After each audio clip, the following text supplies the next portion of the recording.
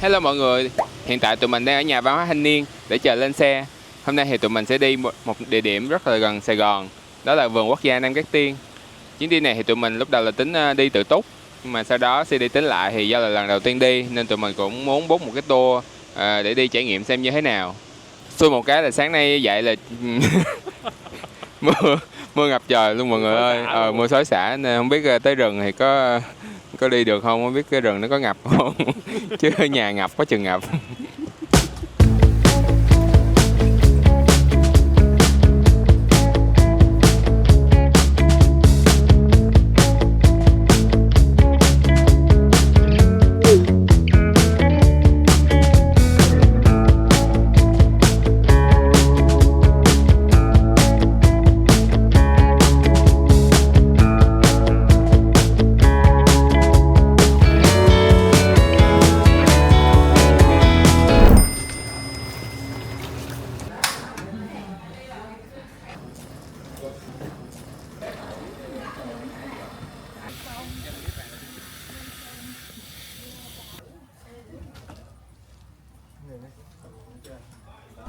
Sau khi ngủ được khoảng 2-3 giấc ở trên xe thì khoảng 4 tiếng sau thì tụi mình cũng đã tới được Nam Cát Tiên và cũng mới vừa ăn trưa xong.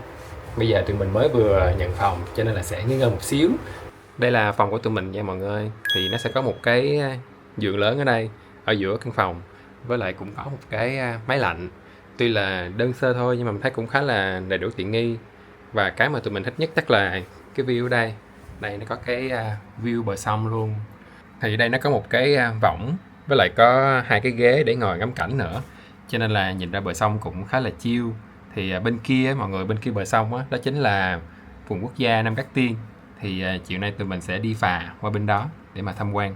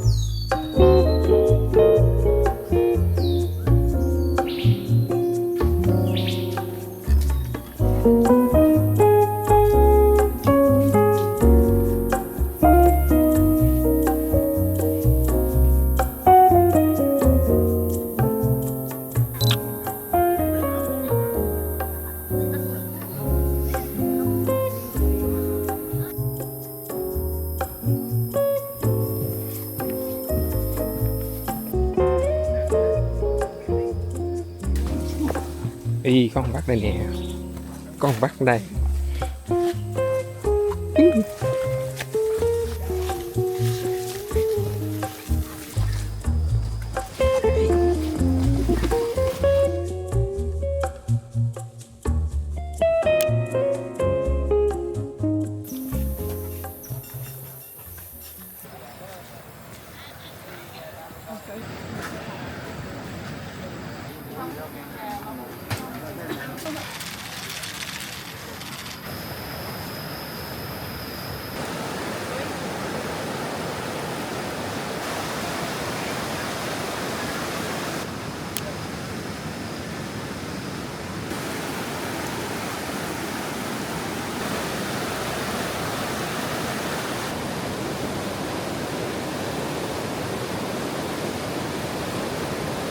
Tụi mình mới vừa check-in ở trong rừng xong. Lúc mà ở trong rừng thì là cây nó che hết mọi người, không có cái bóng nắng nào hết.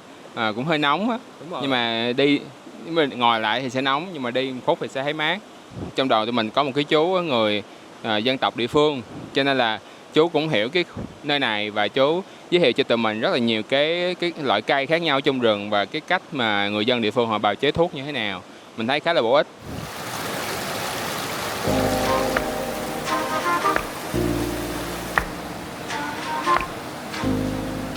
Mát không bạn?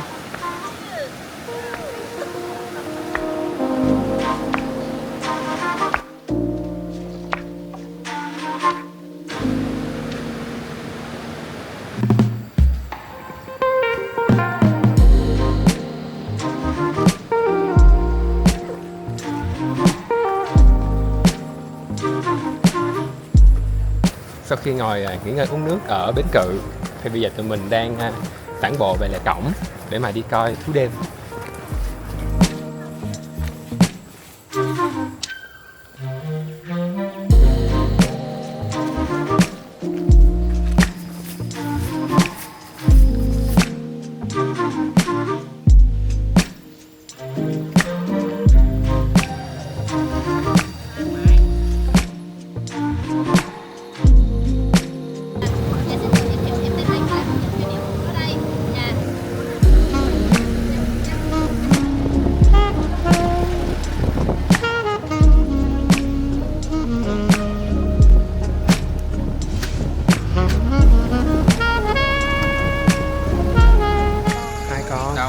Con biết sao?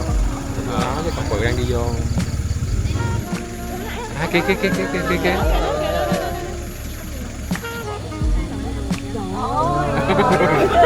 Ôi. Đẹp quá.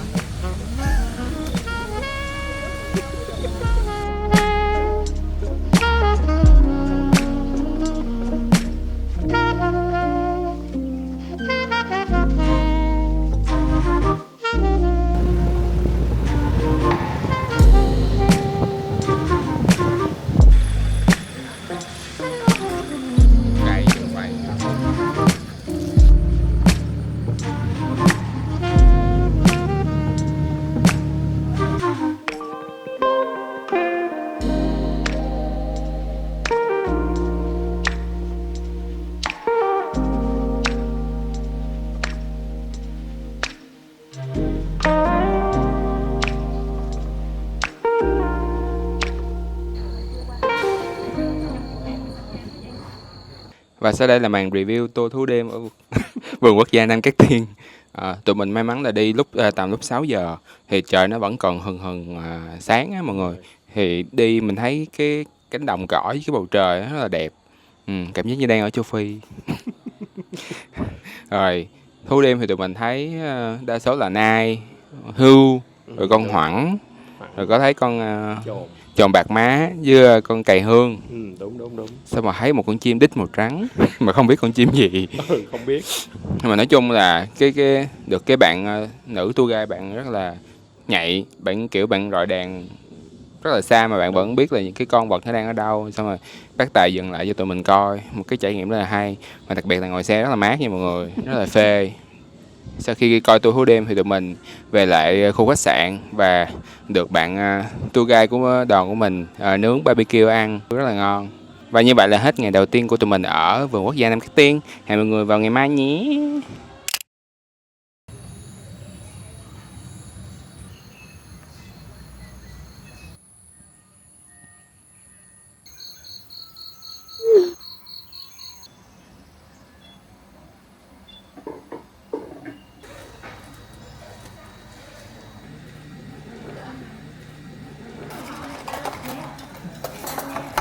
Tụi mình mới vừa ăn sáng xong và bây giờ đang chuẩn bị hoa phà để đi đạp xe đạp.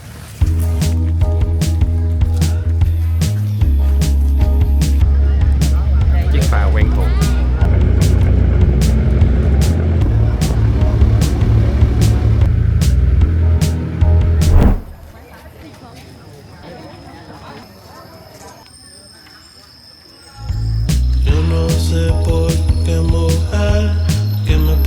Me enamoré, me vuelve loco cuando alejas de mí. Mi corazón no te quiere ver, pero mi cama te quiere tener. Come on baby. Trên đường đi thì tụi mình thấy một cái khu đồng cỏ và có rất là nhiều cây hoa muồng đào. Thì tụi mình sẽ dừng chân để check-in. Bailamos en la discoteca. Solo tú, solo tú, solo tú, solo tú, solo tú, solo tú, solo tú, solo tú.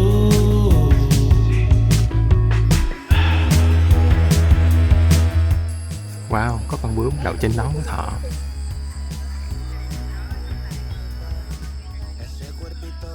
Sau khi check-in cây hoa muồng đào xong thì giờ tụi mình lên đường đến cây Kenia. Trời rất là mát mọi người ơi. Pero nadie habla de mi cama de repente. Solo tú que ocupas mi mente. Ojalá te quedas conmigo. Solo tú, solo tú, solo tú, solo tú, solo tú, solo tú, baby. Solo tú, solo tú, yeah, yeah. Na, na, na. Na, na, na. Na, na, na. Yeah.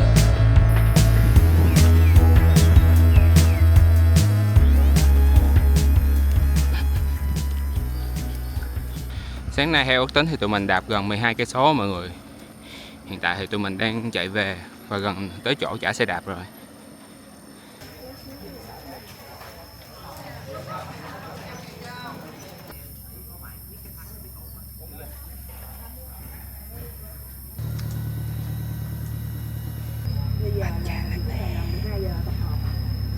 Matcha latte ở giữa Nam Cát Tiên mọi người ơi.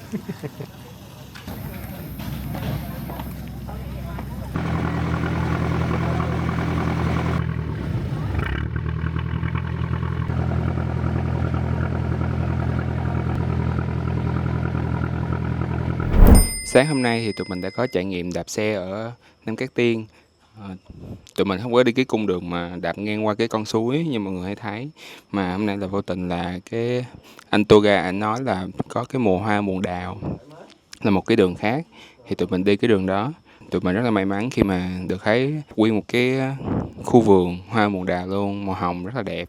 Và cái cung đường tụi mình đạp xe thì tầm khoảng 12 cây. Đúng, 12. Hay mình nhớ vậy. Nhưng mà chạy rất là mát mọi người. Đi xung quanh là bóng cây nó rợp hết, rất là mát.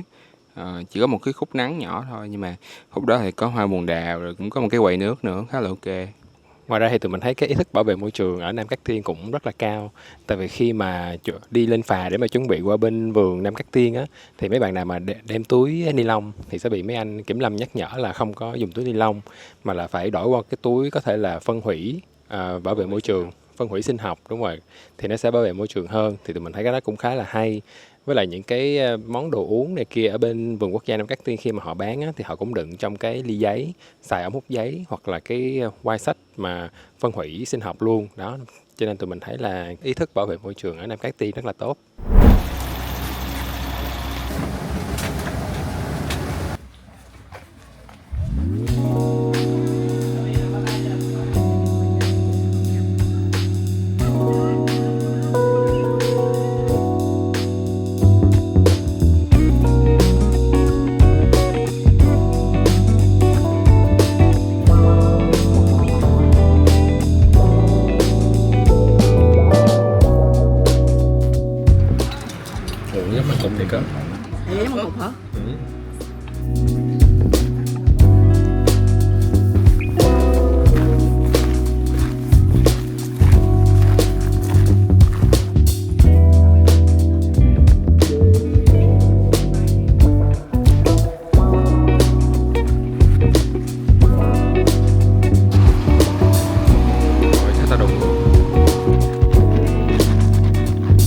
Bạn Hùng đang thử món sữa tươi cacao trân châu đường đen. Cacao ngon nha, rất là đậm vị. Trân châu cũng sực sực, uống sữa tươi rất là ngon.